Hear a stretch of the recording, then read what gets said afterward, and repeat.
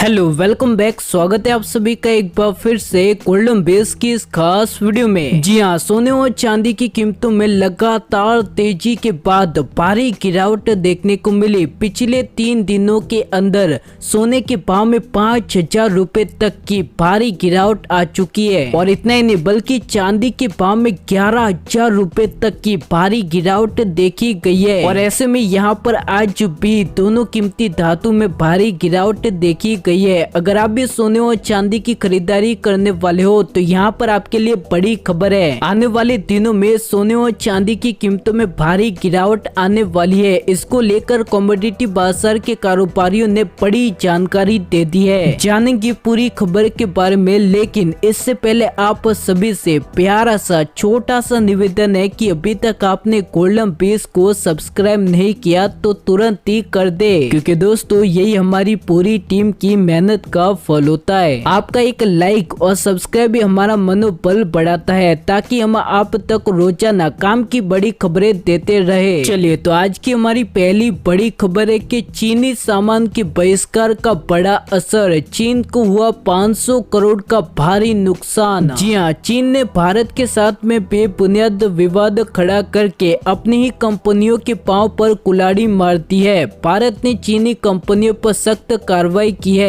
कई बड़ी कंपनियों को भारत में प्रतिबंधित करने के साथ ही कई उत्पादन पर पाबंदी लगा दी है, जिससे चीनी कंपनियों को भारी नुकसान का सामना करना पड़ा है। वहीं भारत के देशवासियों ने चीनी सामानों का सख्ती से बहिष्कार किया, जिसका असर अब पूरी तरह से दिखाई दे रहा है। आपको बता दें कि हाल ही में रक्षाबंधन के दिन चीनी कंपनियों को 6 अरब डॉलर का नुकसान हो चुका है और इसी के साथ में चीनी कंपनियों को एक और बड़ा नुकसान हो चुका है। दरअसल 15 अगस्त को स्वतंत्रता दिवस के मौके पर देश भर में पतंगबाजी का प्रचलन है। इसके चलते देश में पतंग और माजे का करोड़ों का कारोबार होता है, लेकिन इस बार भारत और चीन के बीच में तनाव को दिल्ली समेत देश भर के कई व्यापारियों ने चीनी मांझे का बहिष्कार कर दिया है। आपको बता दें कि देश में चीन से लगभग 500 करोड़ रुपए का मांझा हर साल आता है, जो इस बार आयात नहीं हुआ, जिसका कारण है चीन और भारत के बीच का तनाव। यानी कि सीधी सी बात है कि भारत के बहिष्कार के बाद चीनी कंपनियों को लगभग 500 करोड़ रुपए का झटका लग चुका है।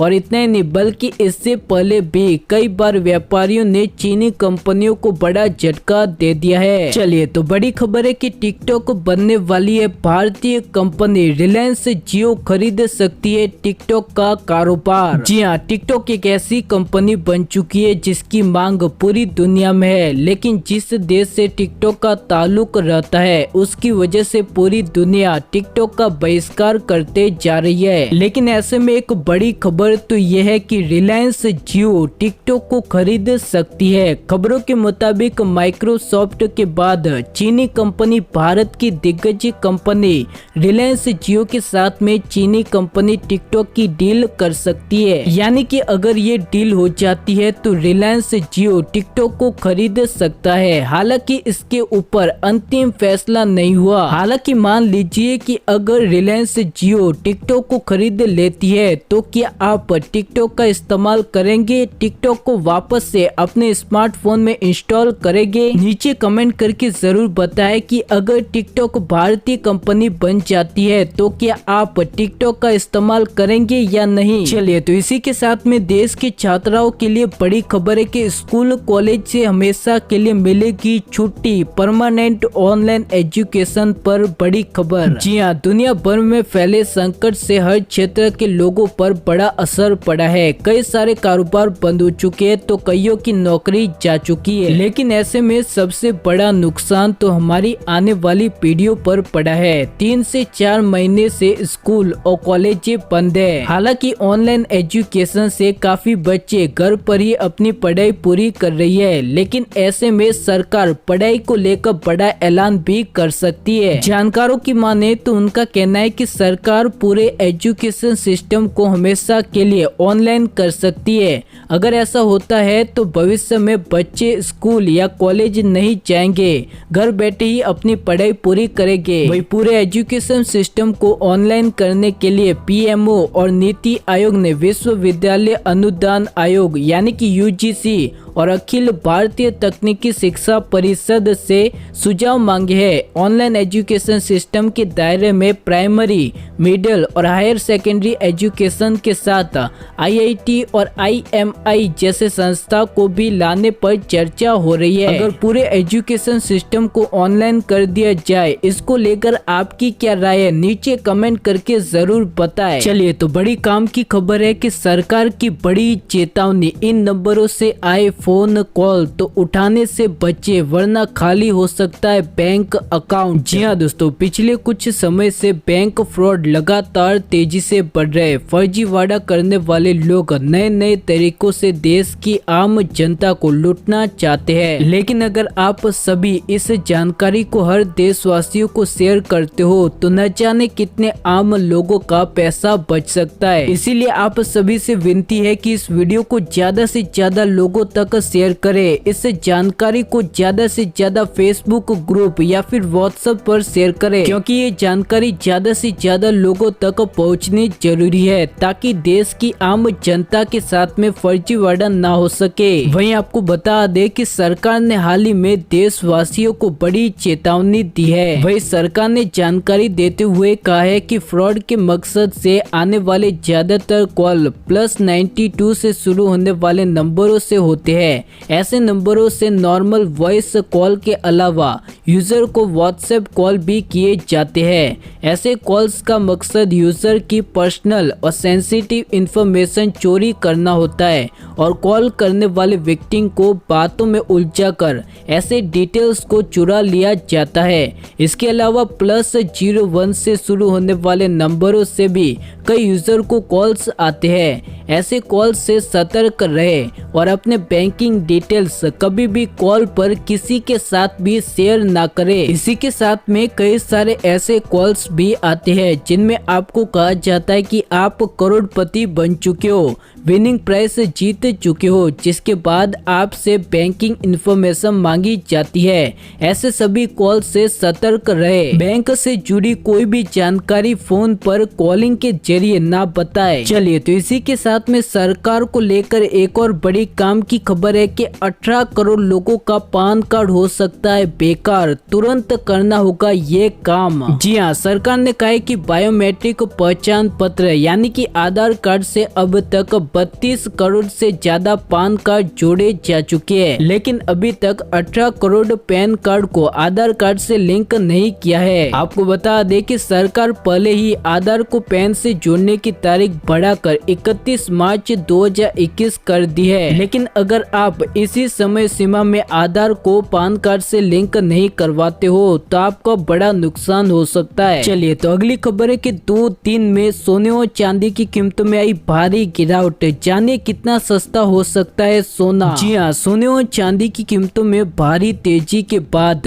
भारी गिरावट देखने को मिली। पिछले 3 दिनों की बात करें तो 3 दिन के अंदर सोने के भाव में 5 से 6 हजार रुपए तक की गिरावट देखी गई, तो वही चांदी के भाव में 11,000 रुपए तक की बड़ी गिरावट देखी गई। लेकिन आने वाले दिनों में सोने और चांदी का भाव क्या होगा, इसको लेकर कारोबारियों ने जानकारी दे दी है।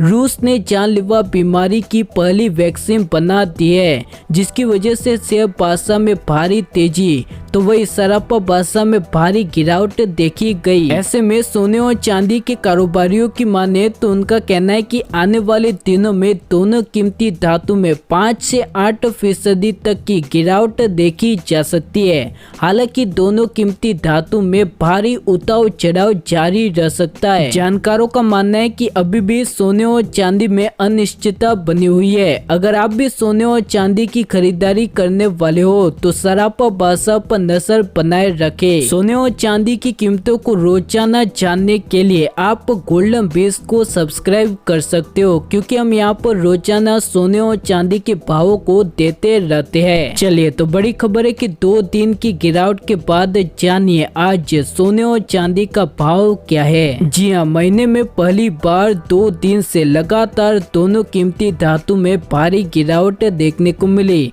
ऐसे में जानकारों का मानना है कि रूस ने जानलेवा बीमारी की वैक्सीन के ऐलान करने के तुरंत बाद शेयर बाजार में भारी तेजी और सराफा बाजार में भारी गिरावट देखी गई, क्योंकि निवेशकों ने सोने और चांदी में बिकवाली की है, जिसकी वजह से कीमतों में भारी गिरावट देखने को मिली। वही सोने और चांदी की कीमतों की बात करें तो आज चांदी का भाव 67,000 रुपए प्रति किलोग्राम पर पहुंच चुकी है। वही सोने की कीमतों की बात करें तो यहाँ पर सबसे पहले 22 कैरेट सोने का भाव 1 ग्राम पर 5,115 रुपए, 8 ग्राम पर 40,920 रुपए, 10 ग्राम पर 51,150 रुपए, 100 ग्राम पर 5,11,500 रुपए 22 कैरेट सोने का भाव पहुंच चुका है। वही शुद्ध सोने की कीमतों की बात करें यानी कि 24 कैरेट शुद्ध सोने की कीमतों की बात करें तो यहाँ पर 1 ग्राम पर 5,590 रुपए,